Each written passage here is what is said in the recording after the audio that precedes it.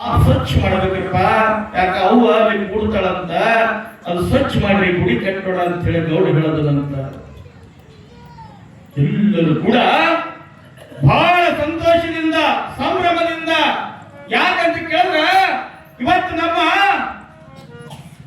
ಬಾಳನ್ನ ಬೆಳಗೋದಕ್ಕೆ ಸಾಕ್ಷಾತ್ ದೇವಿ ನಮ್ಮೂರಾಗಿರಕತ್ತಳ. ನಮಗೆ ಯಾರಿಗೆ ಸಂತೋಷ ಆಗ್ಲಿಕ್ಕಿಲ್ಲ ಹೇಳ್ರಿ? ಯಾಕ್ರಿ?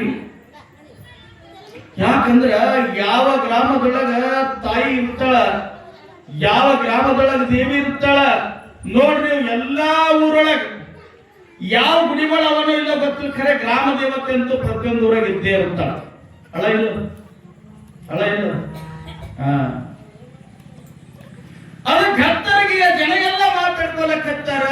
ಇವತ್ತು ನಮ್ಮ ಭಾಗ್ಯದ, ನಮ್ಮ ಊರಿನ ಭಾಗ್ಯದ. ಯಾಕಂದ್ರ ಆ ತಾಯಿ ನಮ್ಮ ಊರನ್ನ ಬೆಳಗಲಿಕ್ಕೆ ಹೊಂಟಾಳ, ಜ್ಞಾನದ ಜ್ಯೋತಿಯನ್ನು ಬೆಳಗ ನಮ್ಮೂರಿಗೆ ಹೊಂಟಾಳ ಅಂತೇಳಿ ಆಯ್ತ್ರಿ ಗೌಡ್ರಿ ಅಂತ ತಿಳ್ಕೊಂಡು ಎಲ್ಲರೂ ಕೂಡ ಅಲ್ಲಿ ಹೋಗಿ ಆ ತಾಯಿಯ ಗುಡಿ ಕಟ್ಟೋದಕ್ಕಾಗಿ ಅಲ್ಲಿರುವಂತಹ ಜಾಗವನ್ನು ಸ್ವಚ್ಛ ಮಾಡ್ತಾ ಇದ್ದಾರೆ.